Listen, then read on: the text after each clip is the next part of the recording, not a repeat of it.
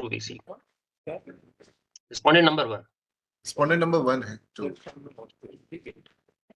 Sir plaintiff की appeal listed for admission.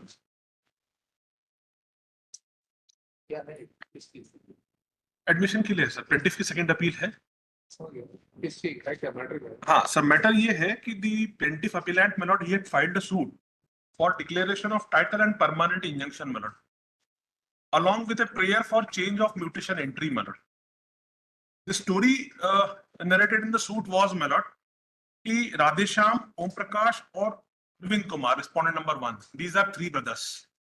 इन्होंने एक प्रॉपर्टी खरीदी थी और इनके बीच में डिस्प्यूट नहीं हुआ, इसलिए फादर चंपालाल ने एक पार्टीशन किया। हमारे हिसाब से वो पार्टीशन हुआ 22/5/1989 को और उसका एक मेमोरेंडम लिखा गया, वो हमने एग्जिबिट P7 के रूप में पेश किया। अब हमारा ये कहना था कि उस पार्टीशन के हिसाब से सूट लैंड्स हमको मिले और हमने सूट में ये भी बताया कि 15/6/1989 को आफ्टर दिस पार्टीशन ऑन 22/5/1989, 15/6/1989 को हमारे नाम से प्रॉपर्टी म्यूटेट हो गई and right from 1989 till 2015 the property continued in the revenue records in our sole name, सिर्फ हमारे अकेले के नाम से वो रिकॉर्डेड थे। अब ये रिकॉर्ड चलता रहा। 2015 में रिस्पोंडेंट नंबर 1 ने एक एप्लीकेशन फॉर म्यूटेशन लगाई कि ये मेरे नाम से की जाए। क्या नाम है? अरविंद कुमार।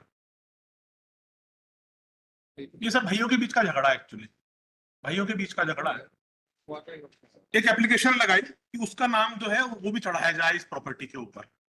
89 से हमारा नाम चल रहा था उस हाँ नहीं, उसका मेमोरेंडम लिखा गया था 22/5/89 को। तो वो एप्लीकेशन डिसमिस हुई उनकी 2015 की म्यूटेशन चेंज करने की और उसकी उन्होंने अपील की एसडीओ के सामने।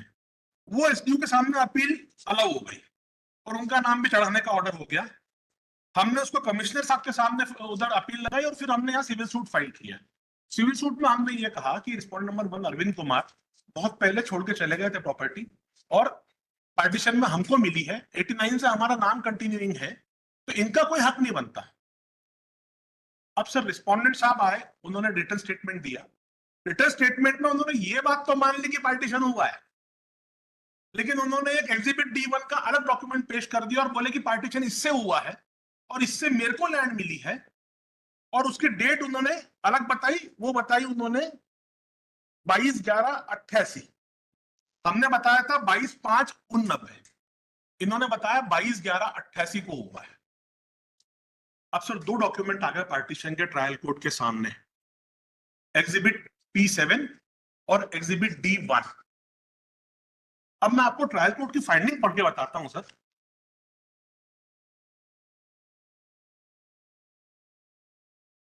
सबसे पहले उन्होंने पार्टीशन का जो था उसके लिए हाँ सर ट्रायल कोर्ट का देखेंगे page number 25 of the compilation, trial court के जजमेंट का पैरा नंबर 13 का लास्ट।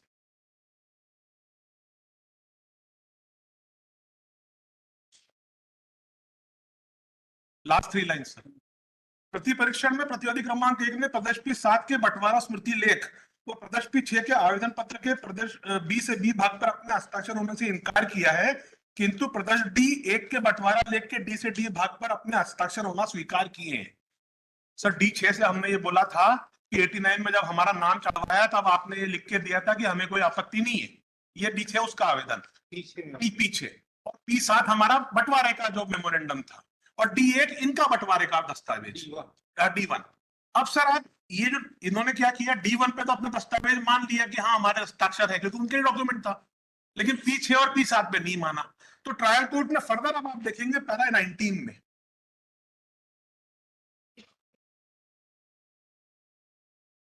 ट्रायल कोर्ट ने सेक्शन 73 एविडेंस एक्ट की पावर्स का यूज किया और दोनों के ऊपर हस्ताक्षर का खुद मिलान किया। Trial court has got the power to compare the signatures, and if not satisfied by the self comparison, then they can ask for expert evidence also. That was not asked for by the trial court, and trial court on its own has compared the signatures under section 73. What the trial court says, para 19 sir बीच में 37वीं line देखेंगे, तत्संबंध में, my lord got it, तत्संबंध में साक्ष्य विधान की धारा 73 के तहत प्रदर्श पी 6 के आवेदन में प्रदर्श पी 7 के बंटवारा लेख के बी से बी भाग के हस्ताक्षरों का मिलान प्रतिवादी क्रमांक 1 द्वारा स्वीकृत डी प्रदर्श D1 के डी से डी भाग के हस्ताक्षर से किया जाने पर उक्त सभी हस्ताक्षर एक ही व्यक्ति द्वारा किया जाना दर्शित होते हैं। Very important my Lord. किंतु सर्वप्रथम प्रदर्श पी 7 में उल्लेखित बंटवारे का अस्तित्व प्रमाणित किया जाना आवश्यक है। अब अस्तित्व हमारा कहना था इससे हुआ, उसका कहना था उससे हुआ, दस्तावेज पे साइन दोनों पे हो गए। D1 तो उन्होंने खुद ने क्रिएट किया है, D1 वो खुद लेके आ गए। And once the trial court gives the finding that P6 और P7 पे इनके वही हस्ताक्षर होना प्रतीत होते हैं, then how these two documents could have not been relied upon by the trial court, my lord? अब इनकी एक फर्दर प्ली का आप देखें, डिफेंडेंट नंबर 1 एक फर्दर प्ली लेके आए। वो ये प्ली लेके आए कि मैंने तो अपनी जमीन इनको खुद दे दी थी कि आप खेती करो, पर मैंने अपना कोई हक वक नहीं छोड़ा था। अगर ये फर्दर प्ली आप लेके आते हैं डिफेंडेंट, तो इसको प्रूव करने का राइट आप, बर्डन आपके ऊपर है कि आपने हमको दे दी थी जमीन और हमने ले ली थी उसको। ये उन्होंने कोई उसका प्रूफ नहीं दिया। दोनों कोर्ट ने D1 को प्रूव मान लिया, P6 और P7 को नहीं माना और हमारा सूट डिसमिस कर दिया। सर आप मेरे अपील मेमो का ग्राउंड नंबर 5 देखेंगे, page number 5 of appeal memo. इनके बहुत सारे एडमिशंस क्रॉस में आए। मैंने अपने ग्राउंड नंबर 5 में लिखे हैं कौन से पैरा में क्या एडमिशन है। आप कहते हो मैं पढ़ के ही बता देता हूं। I am open to correction if my learned friend points out any discrepancy. आप देखेंगे sir ground number 5, page number 5 of memo of appeal, para 10 में इन्होंने ये बात मानी that he was out of Sarawak from the year 1977 as stated by plaintiff in the plaint. Para 13, that there is difference in signatures done by him on Wakalatnama P13 or deed of partition D1 and that he has changed his signature. Sir बहुत important admission है इनका। Para 13 में खुद बोलते हैं वकालतनामा पे sign करते समय मैंने D1 पे जो साइन थे उससे अलग साइन जानबूझ के किए। ये जानने की, ये उनको मालूम था कि P6 P7 पे मेरे सिग्नेचर सामने आएंगे, तो वो बोलता है कि मैंने वो सिग्नेचर्स चेंज किए। This admission has not been considered by both the courts. Para 16, that he has never been in possession of suit land as plaintiff Radhesham alone has been doing the agricultural work. जो हमारी plea थी कि 89 से हम आपने कोई आपत्ति नहीं की, P6 का आवेदन भी आपने दिया था खुद, उसके लाइट में ये एडमिशन है उसका। That there is no written document as evidence to prove that he had given his share to brother Radhesham for doing agricultural work. ये उसका एडमिशन है पैरा 17 में। तो पैरा P7 पर भी आपने साइन स्वीकार किया?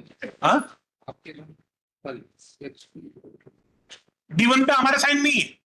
नहीं,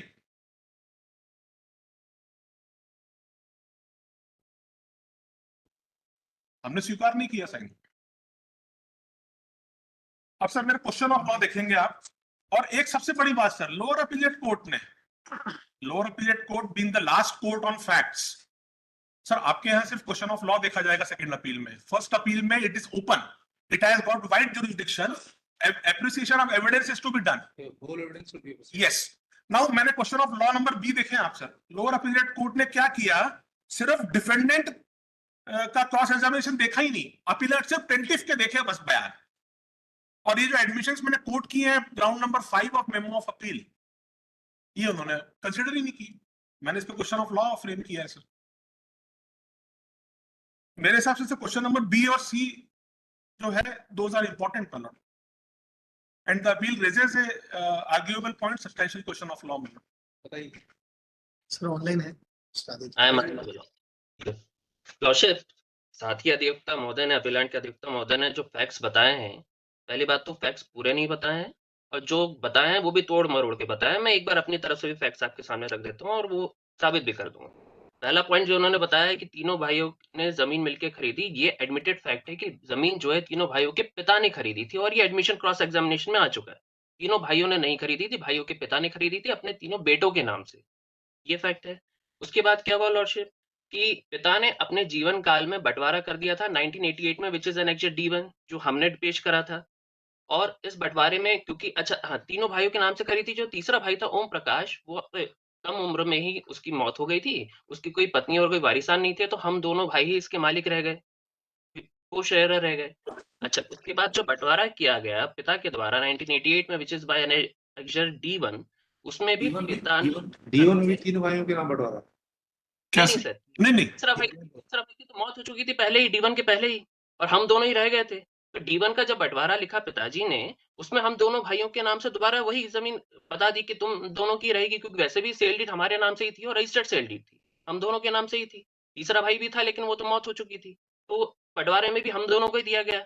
बँटवारे में ये भी लिखा गया है कि किसको कितना रहेगा। तो उसमें लिखा गया है कि आधा-आधा, आगे मैं पढ़ दूँगा कि दोनों का आधा-आधा शेयर रहेगा। अब अभी इन्होंने ये कहा कि D1 पे हमारे सिग्नेचर नहीं है, ये एडमिटेड फैक्ट है। इन्होंने इनके पक्षकार ने, अपीलांट ने खुद क्रॉस एग्जामिनेशन में एडमिट करा है कि D1 पे मेरे सिग्नेचर है, मेरी सहमति है, मेरे सामने लिखा गया। मैं अभी आगे बता देता हूँ। फिर क्या हुआ लॉर्डशिप, ये बंटवारा जब 88 का लिख दिया गया था और हमें ये मिल गया था, हम तो सरकारी जॉब लग गई थी, हम बाहर चले गए थे। बीच-बीच में आते रहते थे माता-पिता से मिलने के लिए, ज़मीन देखने के लिए। हमें नहीं पता कि हमारे पीठ पीछे क्या हुआ। इसने क्या करा सब, अपीलांट ने हमारे पीठ पीछे एक डॉक्यूमेंट, फोर्स्ड डॉक्यूमेंट बनाया 89 का, व्हिच इज एनेक्स्ड P7, और उसको हमारी एब्सेंस में पटवारी को जाके दे दिया, जो अपील में लिख रहे हैं कि हमने दिया। अपील में ये लिख रहे हैं कि हमने दिया है, रिस्पोंडेंट ने दिया है तहसीलदार को, जबकि खुद एडमिट कर रहे हैं क्रॉस एग्जामिनेशन कि मैंने दिया है पटवारी को।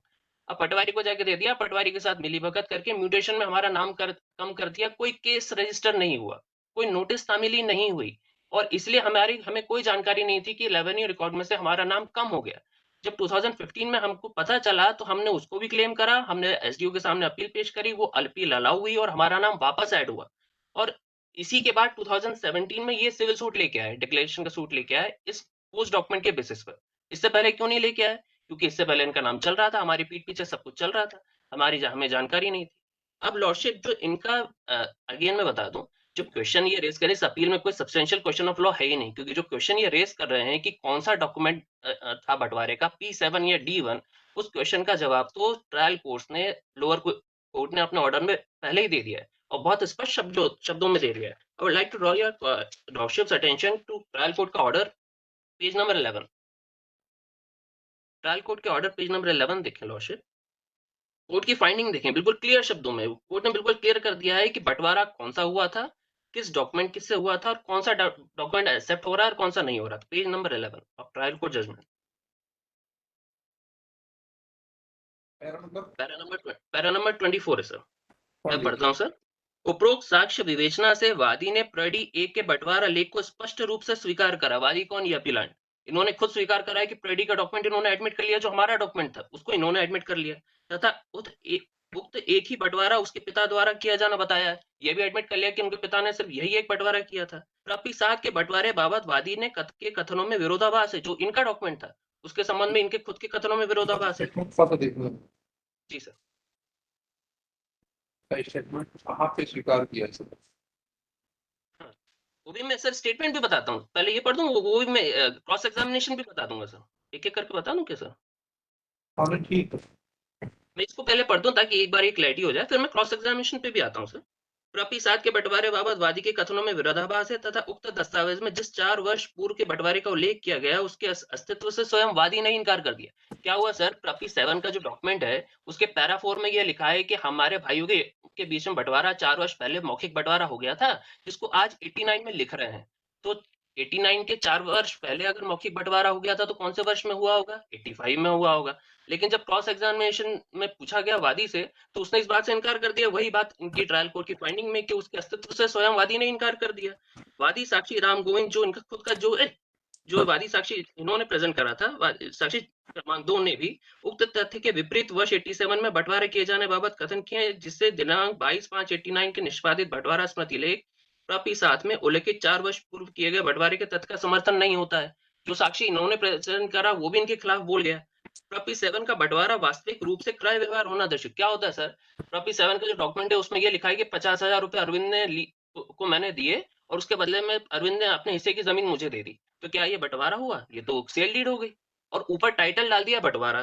वही ट्रायल कोर्ट की फाइंडिंग है कि प्राप्ति 7 का बंटवारा वास्तविक रूप में क्रय व्यवहार होना दर्शित होता है। उसे नामांतरण बाबत बंटवारे का स्वरूप दिया जाना उपरोक्त साक्ष्य विवेचना से प्रकट हुआ है।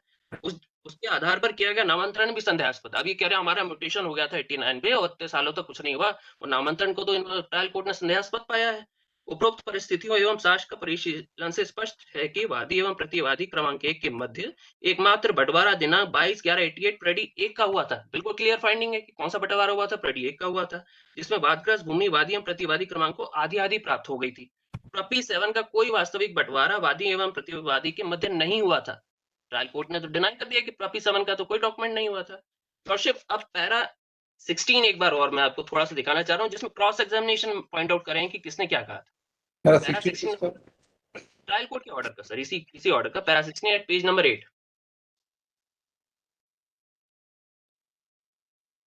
पेज नंबर 8 पैरा 16 पढ़ता हूँ लॉर्डशिप। प्रति परीक्षण की कंडिका क्रमांक 16 में वादी का कहना है कि उसके पिताजी द्वारा लिखी गई बंटवारा चिट्ठी में उसने अरविंद राम गोविंद व उसकी दोनों बहनें मालती बाई व विद्याबाई ने सहमति से हस्ताक्षर किए थे। यह एडमिशन है कि हमारे सारे परिवार का, सारे भाई बहन का सहमति थी और हमने हस्ताक्षर किए थे। ग्राम रूपखेड़ा की विवादित भूमि के अतिरिक्त और किसी जमीन का बंटवारा नहीं हुआ था। विवादित जमीन को बाड़ी के नाम से भी जाना जाता है। वादी ने इस बात को सही बताया कि उसके पिताजी द्वारा लिखी गई बंटवारा पावती में लिखी इबारत को उसने पढ़कर अपनी सहमति से हस्ताक्षर किए थे। प्रति परीक्षण की कंडिका क्रमांक 17 में वादी ने इस बात से को सही बताया कि इसके पिता द्वारा 22/11/88 में स्थायी संपत्ति बंटवारा पावती लिखी गई थी। प्रति परीक्षण की कंडिका क्रमांक 23 में साक्षी ने बताया कि स्थायी संपत्ति बंटवारा पावती दिनांक 22/11/88 प्रेडी 1 का दस्तावेज वही दस्तावेज है जो बंटवारा बाबत लिखा गया था, जिसके अंतिम पृष्ठ के ए से ए भाग पर उसके हस्ताक्षर है। उसने खुद एडमिट करा कि ए से ए भाग पर मेरे हस्ताक्षर हैं। वादी ने उक्त दस्तावेज के बी से बी भाग पर विवादित संपत्ति का उल्लेख होना स्वीकार करा। क्या लिखा था उस D1 में, वो आ जाते हैं। ये वो लिखा था कि प्रेडी 1 के अनुसार किया गया था। प्रेडी 1 के BC विभाग पर उल्लेखित है कि मौजा रूपखेड़ी की बाड़ी में 2 हिस्से बराबर करके दोनों भाई अर्थात राधेश्याम व अरविंद के रहेगी। जमीन के वर्ष 88-89 की फसल करने के बाद आधी-आधी बांट दी भी जाएगी। तत्पश्चात यह भी उल्लेख है कि इससे उठाने का प्रथम अवसर अरविंद को रहेगा। बचा हुआ आधा हिस्सा राधेश्याम का रहेगा। जमीन में चालू वर्ष की फसल जो बोई हुई है उसका मुआवजा अरविंद को राधेश्याम 1000 रुपए देगा। बिल्कुल क्लियर स्टडी ये 1 के डॉक्यूमेंट में लिखा है कि इस जमीन के 2 हिस्से होंगे। दोनों राधेश्याम और अरविंद अपीलांट और रेस्पोंडेंट को आधा-आधा मिलेगा।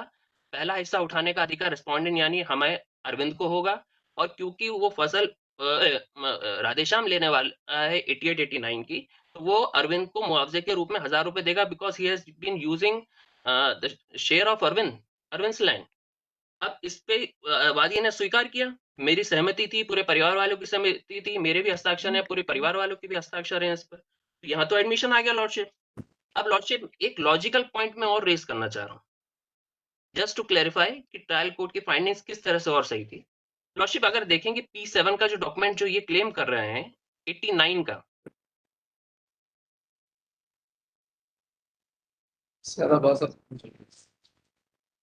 जी सर, D1 हस्ताक्षर को स्वीकार किया नहीं, जिस तरह से ये बता रहे हैं वैसा स्वीकार नहीं किया है। इसने कहा फादर के कहने से किया। जी, फादर के कहने से किए, लेकिन एक बात और क्लियर मैं आपको कर दूं सर, आप ये पैरा 20 देखें एक बार, इसी क्लॉज का पैरा 20 एक्चुअल पोजीशन में पैरा 20 में आई है क्लॉज के, पढ़ो सर इसको। ये जो वर्जन आया, ये जो 22/11/88 का इनका D1 का डॉक्यूमेंट है, इसके बंटवारा इसके 4 वर्ष पूर्व हुआ था। आप देखेंगे सर, बंटवारा 4 वर्ष पूर्व हुआ था। यही बात पैरा 17 में भी आई है। पैरा 17 में मेरे द्वारा 22 के जो बंटवारा कर सही संपत्ति बंटवारा पावती लिखी गई थी। पैरा 18 में देखेंगे, ये P6 का इन्होंने खुद हमको डॉक्यूमेंट पुट अप किया, हक अपना जो वो हक छोड़ने वाला दस्तावेज था। ये देखें सर पैरा 18 में, और अब पैरा 20 देखें आप, मैंने P6 को ये खुद पुट अप कर रहे हैं, उस पर हम सवाल कर रहे हैं। नहीं, हमने P6 कहाँ पुट अप करा, कहाँ लिखा है कि P6? सर ने कोई क्वेरी पुट अप की है, मैं उसका जवाब दे रहा हूं। अब सर पैरा 20 देखेंगे आप, जो पैरा 20 में बता रहा था आपको, बंटवारा हुआ 22/11/88 के 4 वर्ष पूर्व, उसका मेमोरेंडम P7 लिखा गया। लॉजिकल पॉइंट में देना चाह रहा हूं, इनका ये जो इनका कहना आया वो वर्जन ये आ रहा है सर कि जो D1 पे हस्ताक्षर है वो पिताजी के कहने से हमने स्वीकार किया, वो सहमति से हस्ताक्षर किए थे, और बंटवारा लेख का स्मृति लेख जो P7 लिखा गया था, P6 होने का P7 जा सकता नहीं है। नहीं नहीं लॉर्डशिप, थोड़ा सा ये गलत बात आ रही है। सर पिताजी एक्चुअली की- देखिए, बात आपका भी यही आर्गुमेंट रह रहा है कि ट्रायल कोर्ट ने ये कहा, ट्रायल कोर्ट ने ये कहा। कारण यही है कि अपील कोर्ट का तो कोई इसके ऊपर एप्रिसिएशन ऑफ एविडेंस हुआ ही नहीं। आ रहा हूँ सर, वो भी अपील कोर्ट भी दिखा रहा हूँ सर, एक लॉजिकल पॉइंट बस मैं रखना चाह रहा हूँ कोर्ट के सामने। हाँ तो वो यहाँ पे हमको ये देखना पड़ेगा ट्रायल कोर्ट का जजमेंट रहा नहीं, हाँ सर रहा नहीं है, फिर अपील कोर्ट ने अगर डिस्कस नहीं भी किया तो उसकी काम सुन। हाँ, तो अगर मेरा ये कहना है कि ये जो आप D1 पे हस्ताक्षर होने की स्वीकार करने की बात कर रहे हैं, इन कंटेक्स्ट, वो किस कंटेक्स्ट में कहा है उसको देखना इंपॉर्टेंट है, उतना इंपॉर्टेंट है सर। हाँ तो वो सर वो इंपॉर्टेंट है कि वो किस कंटेक्स्ट में बोला है। अच्छा लॉर्डशिप, एक कंटेस्ट की बात में मेरा एक लॉजिकल पॉइंट सुन ले लॉर्डशिप। P789 में बनाया गया, एडमिटेड, ये इनका दावा है कि P789 में बनाया गया। P7 के पैरा 4 में ये लिखा है कि हमारे भाइयों के बीच 4 वर्ष पहले बंटवारा हो गया था, जैसे आज 89 में लिख रहे हैं। 4 वर्ष पहले कब हुआ था? 85 में। अगर 85 में भाइयों के बीच में बंटवारा हो गया था तो 88 में ये क्या साइन कर रहे थे फिर? 88 में अगर पिताजी बंटवारा कर रहे हैं और दोनों भाइयों को दे रहे हैं कि तुम दोनों की ये जमीन रहेगी, आधी आधी रहेगी, पहला हिस्सा अरविंद उठाएगा, और उस पर सहमति से आप सहमति दे रहे हो और उस पर साइन कर रहे हो, तो कैसे कर रहे हो जब 85 में आप जमीन खरीद चुके हो, बता रहे हो P7 से, और फिर 88 में फिर यहाँ साइन क्यों कर रहे हो और सहमति क्यों दे रहे हो? पूरा परिवार किस बात की सहमति दे रहा है? तो अगर आप D1 को एडमिट कर चुके हो और ये मान चुके हो कि D1 में जो लिखा है वो सही है और उसका एडमिशन दे चुके हो, इसका मतलब उसके P7 नहीं होता है। इसके अलावा भी लॉर्डशिप, पैरा क्रॉस एग्जामिनेशन पे आपका ध्यान आकर्षित करना चाहूंगा। वादी का क्रॉस एग्जामिनेशन पैरा नंबर 17, सही नहीं। वादी का राधेश्याम का क्रॉस एग्जामिनेशन है पैरा नंबर 17 में। यह कहना सही है कि मेरे पिता द्वारा दिनांक 22/11/88 में जो बंटवारा कर स्थायी संपत्ति बंटवारा पावती लिखी गई थी, यह कहना सही है कि इसके पूर्व किसी भी प्रकार का हमारे भाइयों के बीच में बंटवारा नहीं हुआ था। अब ये भी तो आप एडमिट कर रहे हो कि 88 के पहले हमारे भाइयों के बीच में कोई बंटवारा नहीं हुआ था, जबकि P7 में आप क्या कह रहे हो कि 85 में हमारा बंटवारा हो चुका था। तो यहाँ तो क्रॉस में आपने डिनाई कर दिया। इसके बाद पैरा नंबर 26 देख लें, इन्हीं के क्रॉस का सर, पैरा नंबर 26 इसी के वादी के क्रॉस एग्जामिनेशन का। ट्रायल कोर्ट की फाइंडिंग हवा में नहीं आई है, इनके खुद के एडमिशंस हैं, ये खुद अपने ही डॉक्यूमेंट से डिनाई कर रहे हैं और हमारे डॉक्यूमेंट को एडमिट कर चुके हैं। पैरा नंबर 26 में कह रहे हैं, साक्षी से यह पूछे जाने पर कि आप और आपके छोटे भाई अरविंद के बीच में दिनांक 22/11/88 स्थायी संपत्ति बंटवारा पावती के 4 वर्ष पूर्व कोई मौखिक बंटवारा हुआ था, तो साक्षी का कहना है कि मेरे और अरविंद के बीच कोई मौखिक बंटवारा नहीं हुआ था, स्वतः का पिताजी द्वारा बंटवारा किया गया था। आपने बार बार डिनाई करा है कि मेरे और मेरे भाई अरविंद के बीच में 88 D1 के डॉक्यूमेंट के पहले कोई बंटवारा नहीं हुआ था। तो आप P7 में तो लिख रहे हो कि हमारे 85 में बंटवारा हो गया था, तो फिर इसका मतलब आप डिनाई कर रहे हो ना P7 के कंटेंट से। आप P7 जरूर कह रहे हो। जी सर, हो गया। नहीं, मेरा निवेदन इतना सा है सर कि ये जो आप बता रहे हैं, सिर्फ आपका एक ही आर्गुमेंट है कि D1 पे हमने एडमिट किया signature, that is the whole case of defendant. सीधे फिर किया उसके बच्चे को बता नहीं, पर सर इनका केस, देखिए आप, मैं सर इनकी प्ली आपके ध्यान में लाना चाह रहा हूँ। ये अगर इनका ये कहना है कि सर इनका क्रॉस का एक पैरा में आपको इनका क्रॉस का पढ़ के दिखा देता हूँ। अगर इनका ये कहना था कि हमने एडमिट कर लिया तो 89 में आपने हमारा नाम क्यों चढ़ने दिया? पहली बात। आपका कहना है पीठ पीछे। P6 का जो आवेदन आप खुद क्रॉस में पुटअप कर रहे हैं, पैरा 18 में मैंने क्रॉस में आपके सामने पढ़ के बताया था। अब सर इनके क्रॉस का एक पैरा, ये अगर कोई फर्दर प्ली लेके आते हैं तो वो प्रूफ किसको करना है सर, वो देखना पड़ेगा। वो आप देखिए एक बार सर, डिफेंडेंट नंबर 1 का। मैं आपको इनके क्रॉस का एक पैरा पढ़ के बताना चाहूंगा सर, जो इन्होंने बोला है।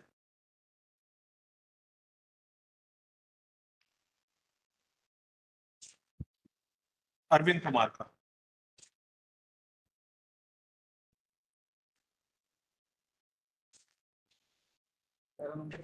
हाँ सर, एक मिनट।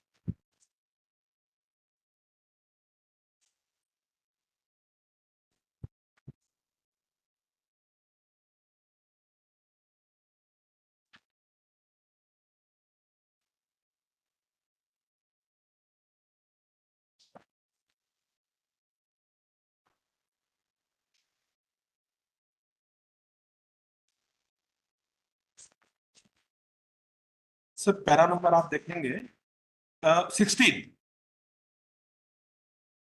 चीप है नहीं पैरा नंबर 16 क्रॉस का, ये DW1 का। अरविंद कुमार का ना। हाँ, अरविंद कुमार का।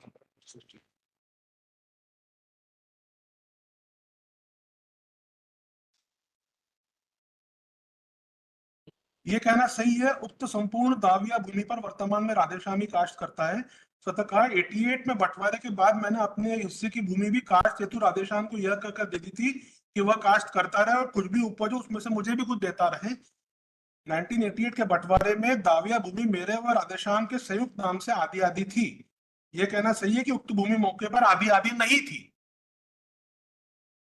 सर ये जो एडमिशन है इसका और कपल्ड विद P6 डॉक्यूमेंट, जिसमें हम कह रहे हैं 89 से हमारा नाम अकेले का चला आ रहा है।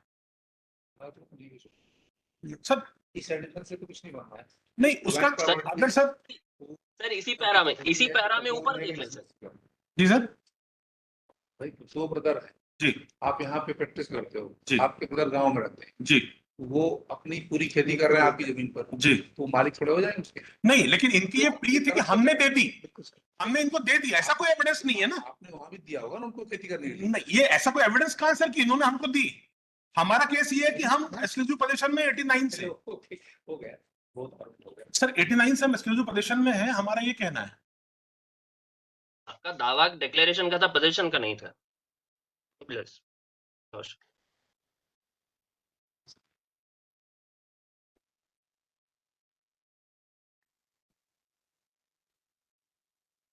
Dismissed. So